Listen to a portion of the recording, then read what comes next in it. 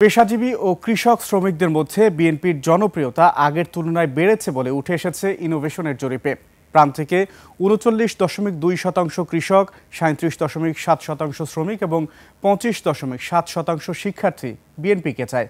অন্যদিকে ৪৫.৯% মানুষ পিআর সম্পর্কে জানেনই না। নির্বাচনে আওয়ামী লীগ অংশ না নিলে ভোট দিতে সিদ্ধান্তহীনতায় মধ্যবয়স্করা। আদিত্য মামুনের রিপোর্ট। গবেষণা প্রতিষ্ঠান ইনোভেশন নির্বাচন নিয়ে দেশব্যাপী নানা শ্রেণী পেশার মানুষের উপর জরিপ চালিয়ে তুলে এনেছে ভিন্ন ভিন্ন তথ্য, যাতে নির্বাচন হওয়া না হওয়া নিয়ে যেমন শঙ্কা প্রকাশ পেয়েছে, তেমনি নির্বাচন হলে কে কাকে কেন ভোট দিতে চায় তাও তুলে ধরা হয়েছে। গেল সেপ্টেম্বরে শেষ হওয়া দ্বিতীয় ধাপের এই জরিপের তৃতীয় পর্ব নিয়ে ভয়েস ফর রিফর্মের এই আয়োজন। সব দল এখানে আনিনি, প্রথম ৫ দলকে এনেছি। শিক্ষায় পিছিয়ে থাকা জনগোষ্ঠীর মধ্যে ব্যক্তির চেয়ে প্রতীক প্রাধান্য পেয়েছে বলে তথ্য দিয়েছে ইনোভেশন। শহর গ্রামে বয়সভেদে বিএনপির প্রাধান্য বাড়ছে বলেও উঠে আসে জরিপে। সব বয়স ভিত্তিকে বিএনপির ক্ষেত্রে স্যাটিসফ্যাকশন অ্যাপ্রুভাল রেটিং একই রকম। তো এই জেনজি এবং মিলেনিয়ালদের মধ্যে এনসিপির অ্যাপ্রুভাল রেটিং হায়ার, একটু বেটার।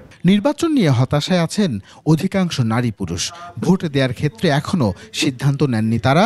এক্ষেত্রে সবচেয়ে বেশি এগিয়ে আছে সিলেট বিভাগ। পিআর আপার হাউস বলেন, কাকে ভোট দিবেন, ভোটের সিদ্ধান্ত নিয়েছেন কিনা, সব জায়গায় দেখা যাচ্ছে যে নারী ভোটাররা এখনো আপনার বেশিরভাগ ক্ষেত্রেই অনিশ্চিত।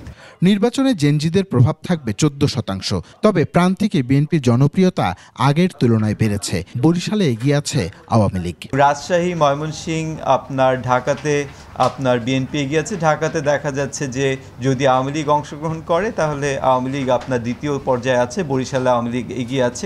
ধর্ম, বর্ণ, পেশা, বয়স বিবেচনায় 64 জেলায় 11,000 মানুষের উপর পরিচালিত হয় নির্বাচন ঘনিষ্ঠ এই জরিপ। মার্চের পরে 6 মাসে সিদ্ধান্তহীন ভোটারের সংখ্যা আরও 3% কেন বেড়ে গেল? আদিত্য মামুন, 21 টেলিভিশন, ঢাকা।